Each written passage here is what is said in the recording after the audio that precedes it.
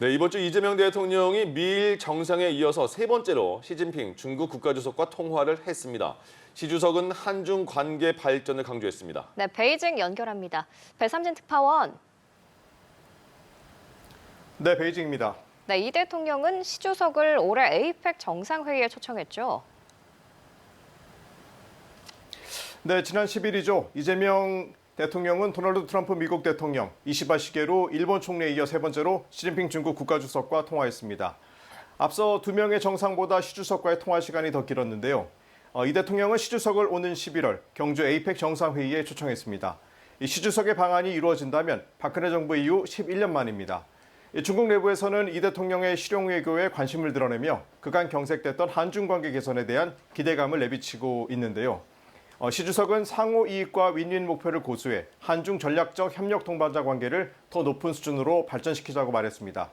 다자주의와 자유무역을 공동으로 수호하고 글로벌 및 지역 산업 공급망의 안정과 원활함을 보장하자고도 강조했습니다. 미중 무역 전쟁 상황에서 한중 간 협력 관계를 더 확장해 보자는 취지로 읽히는데요. 이 대통령은 시 주석 지도 아래 중국이 위대한 발전 성과를 거뒀다며 양국 간 설린 우호 관계를 발전시켜 한중 협력이 성과를 거두게 하자고 밝혔습니다. 자, 이런 분위기 속에 미국 백악관에서는 중국의 간섭과 영향력 확대에 우려한다는 목소리를 내기도 했는데요. 미국과 전략적 경쟁을 벌이고 있는 중국이 관세 전쟁과 이 공급망 분리 움직임 속에서 한중 간 이 관계 발전을 위해 어떤 카드를 내놓을지에 관심이 모아지고 있습니다. 네, 최근에 미중 간 무역 협상의 핵심이 중국의 히토류였는데 40년간 히토류 개발에 공을 들여온 중국의 무기화 전략이 통했다 이런 평가가 나오고 있네요. 네, 최근 미중 고위급 무역 협상단이 영국 런던에서 만난 건 다름 아닌 중국의 히토류 수출 통제 때문입니다. 중국의 히토류 통제는 미국의 자동차 산업은 물론 일론 머스크의 로봇 F-35 스텔스 전투기 생산까지 차질이라는 보도가 있었는데요. 지난달 제네바 1차 회담 이후 양측이 서로 합의를 이행하지 않는다며 비방전까지 펼쳤죠. 아직 구체적인 합의 내용은 발표되지 않았지만 중국은 히토류 수출 통제를, 미국은 첨단 기술 통제 조치 완화에 나설 것으로 보입니다. 중국은 히토류 관련 품목에 대한 수출 허가를 이미 승인했다며 미국은 런던 무역 합의를 준수하라고 촉구했습니다. 그런데 미국은 6개월 뒤 히토류 재협상에 나서야 할 처지입니다. 월스트리트 저널은 히토류 수출이 6개월 기간 제한에 걸려 있다며 협상의 주도권이 중국에 넘어갔다고 평가했습니다. 中方愿就此进一步加强与相关国家的出口管制、沟通对话，促进便利合规贸易。 중국은 히토류 신청 기업의 제품과 생산 관련 세부 사항은 물론 영업 비밀인 고객 목록 제출까지 요구하는 것으로 전해졌습니다.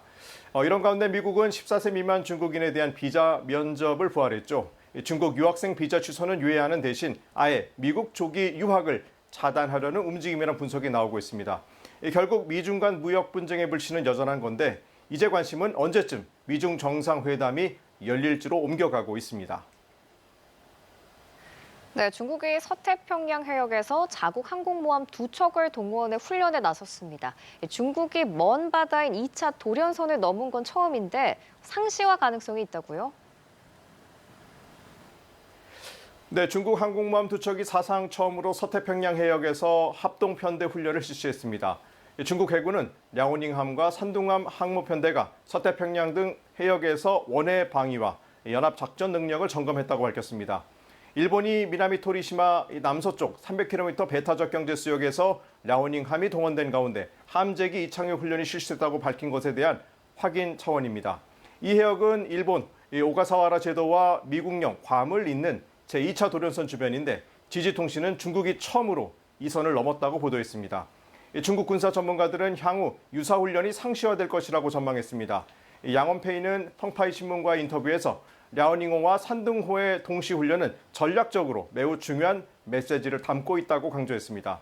서태평양이 미래 군사 충돌 발생 시 매우 중요한 전략 거점이라는 건데 서태평양에서 정기 훈련을 통해 필수적인 작전 항목을 점검해야 한다고 짚었습니다. 이 해군력 증강에 나서고 있는 중국이 미 해군과 정면 대결에 나설 수 있다는 의지 표현으로 분석되는데요. 일각에서는 미일 군사협력 강화에 나서고 있는 일본에 대한 경고의 메시지라고 해석하기도 합니다. 실제 이번 훈련에서 중국 전투기는 산둥함을 감시하던 일본 해상 자위대 초계기를 상대로 45m까지 근접 비행을 잇따라 실시하는 것으로 전해졌습니다. 일본은 중국 측에 심각한 우려를 표명하며 재발 방지를 요구했습니다. 中国军舰在有关海域活动，完全符合国际法和国际惯例。中方一贯奉行防御性国防政策，希望日方客观理性看待。 네, 하버드대를 졸업한 시진핑 주석의 외동딸이 최근에 외국 귀빈 만찬에 처음으로 등장을 했습니다. 자, 일각에서는 정치 무대에 데뷔하는 거 아니냐 이런 생각도 나오고 있는데 이 소식 포함해서 그 밖에 중국 소식까지 전해주시죠. 네, 지난 4일 시진핑 주석의 외동딸이 벨라루스 대통령과의 만찬에 참석했다고 벨라루스 통신이 보도하면서 알려졌습니다. 중난하이에서 열린 만찬에 시 주석의 부인 펑리유한 여사와 딸 시밍쩌가 배석한 건데요. 시 주석은 루카센코 대통령에게 딸이 이런 자리에서 외국 지도자를 만나는 건 처음이라고 소개했다고 전했습니다.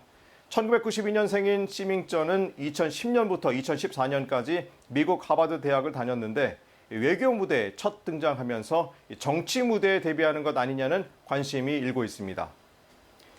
중국 IT 공룡 텐센트가 국내 게임사 1위인 넥슨 인수에 나섰다고 블룸버그 통신이 보도했습니다. 게임 부분 강화 차원으로 인수 금액은 150억 달러, 약 20조 원 규모이며 이 넥슨 그룹 창업자인 고 김정주 회장의 유족들과 접촉한 것으로 전해졌습니다. 이와 관련해 텐센트 측은 논평에 응하지 않았고 넥슨 측은 노 코멘트라는 입장을 밝혔습니다. 텐센트는 지난달 말 하이브가 보유하고 있던 SM 엔터테인먼트 지분을 전량 취득하면서 SM의 2대 주주가 되기도 했습니다. 중국 완구 기업 팜마트의 캐릭터 인형 라부부가 중국 안팎에서 인기입니다. 최근 중국의 한 경매 사이트에서 정가 9,000위안, 170만 원짜리 라부부 4개 세트가 415만 원에 낙찰되기도 했습니다. 일부 한정판은 정가의 최대 30배까지 웃돈을 붙여 거래되기도 하고 있는데요. 연평균 수익률이 300%를 넘어서며 금투자 수익률을 압도했는데 일부에서는 라부부를 플라스틱 마오타이라고도 칭하고 있습니다. 지금까지 베이징에서 차이나워치였습니다.